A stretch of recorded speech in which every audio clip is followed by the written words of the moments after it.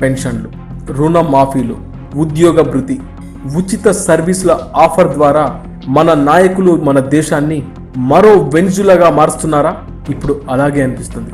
చిన్న చిన్న సెలయేళ్ళు, నదులు, పచ్చటి ప్రకృతి, సముద్ర తీరాల్లో సమృద్ధిగా ఆయిల్.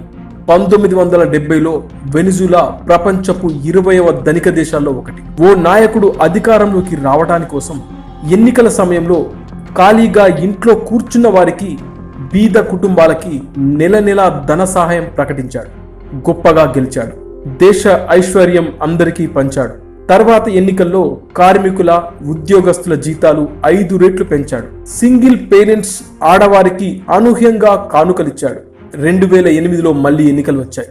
ధర పెరగని రొట్టె ముక్క అని ప్రకటించి తిరిగి అధికారం సంపాదించుకున్నాడు. ప్రభుత్వం ప్రకటించిన ధరలకే రొట్టెలు, మిగతా నిత్యావసర వస్తువులు ఇవ్వలేక చాలా కంపెనీలు మూతపడిపోయాయి. అయినా ప్రెసిడెంట్ వెనక్కి తగ్గలేదు. దేశంలో ఆయిల్ ద్వారా వస్తున్న డబ్బు బోలెడు ఉంది. టాయిలెట్ పేపర్ కూడా విదేశాల నుంచి దిగుమతి చేసుకున్నాడు. దేశంలో పని లేదు. హ్యాపీగా తినడం, ప్రభుత్వం ఇచ్చే భృతితో ఆనందించడం. ఉచితంగా వచ్చే డబ్బు, సబ్సిడీల కోసం ఎగబడిన జనం రాబోయే సునామీని ఊహించలేదు. 2005లో ఆయిల్ ధర పడిపోయింది. దీంతో కరెన్సీ ముద్రణ పెంచాడు. ఎక్కడ చూసినా డబ్బే, పైసా విలువ లేకుండా పోయింది. 2018 వచ్చేసరికి దేశం అట్టడుగు స్థాయికి వెళ్ళిపోయింది.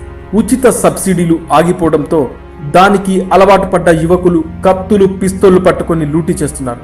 తిండి లేక జూలో జంతువులన్నీ చచ్చిపోయాయి. వెనిజులా ముఖ్య పట్టణం పేరు కరాకాస్.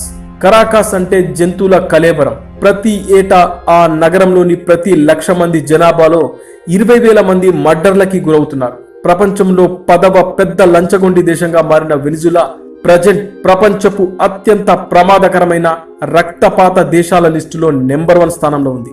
టూరిస్టులని ఆ దేశానికి వెళ్లొద్దని మిగతా దేశాలు హెచ్చరిస్తున్నాయి. దిగుమతికి డబ్బు లేదు, కరెంటు లేదు. 4 రోజులకు ఒకసారి ఓ గంట నీళ్లు. షాపుల్లో చివరికి టూత్ పేస్ట్ కూడా లేదు. ఉన్నా కొనటానికి డబ్బు లేదు. తినటానికి తిండి లేని వారి సంఖ్య 5 ఏళ్లలో 30 నుంచి 66% పెరిగింది. చిన్న రొట్టె ముక్క కోసం శరీరాన్ని అమ్ముకోవడానికి రాత్రంతా రోడ్ల మీద నిల్చున్న బాలికలు, కాస్త తిండి కోసం తెల్లవారు నుంచి అర్ధరాత్రి వరకు క్యూలో నిలబడే పిల్లలు, కాలుస్తున్న సగం సిగరెట్ ఇమ్మని రోడ్ల మీదే అడుక్కునే పెద్దలు. ఇది ప్రస్తుతం ఆ దేశ పరిస్థితి. సమాజం కావాల్సిందే, కానీ ఉచితంగా ఇవ్వడం ద్వారా కాదు. ఇది నాయకులు తెలుసుకోవాలి. దానికన్నా ముందు ప్రజలు ఆ నాయకుల్ని రిజెక్ట్ చేయాలి. అప్పుడే మన దేశం మరో వెనిజులా కాకుండా ఉంటుంది.